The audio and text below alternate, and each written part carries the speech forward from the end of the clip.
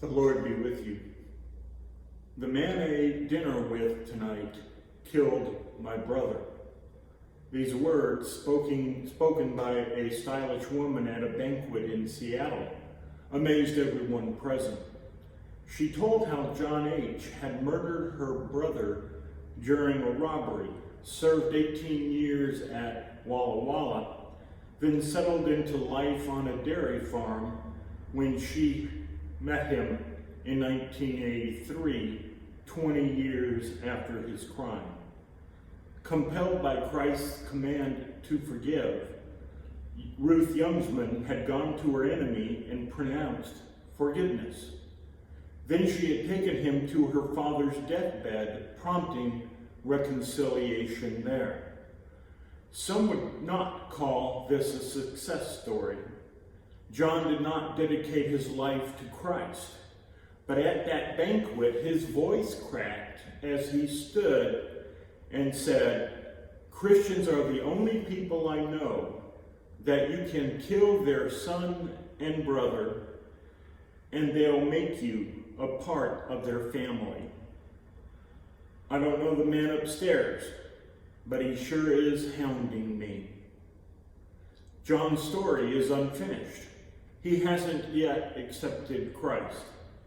But just as Christ died for us, regardless of our actions or our acceptance, so Ruth forgave him without qualification. She became his friend.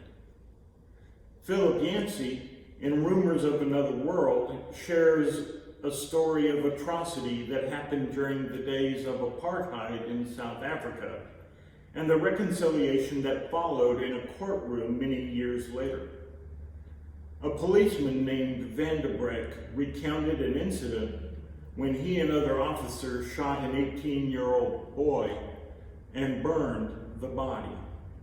8 years later, Vandebreck returned to the same house and seized the boy's father.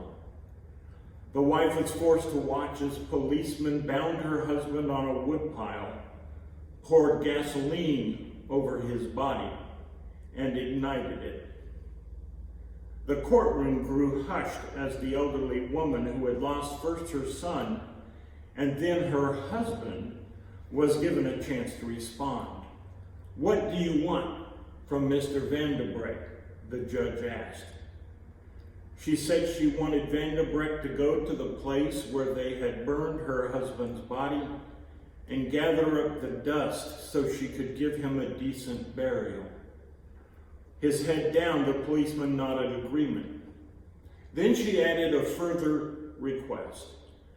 "Mr. Vandebreck took all my family away from me, and I still have a lot of love to give. Twice a month, I would like for him to come to the ghetto and spend a day with me so I can be a mother to him. And I would like Mr. Vandebreck to know that he is forgiven by God and that I forgive him too. I would like to embrace him so he can know my forgiveness is real." Spontaneously, some in the courtroom began singing Amazing Grace. The elderly woman made her way to the witness stand, but Vandebreck did not hear the hymn. He had fainted, overwhelmed. It is always dangerous to tell such powerful stories.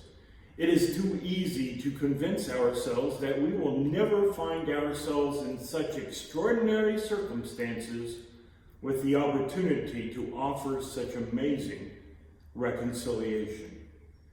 It is also always a blessing to tell such powerful stories.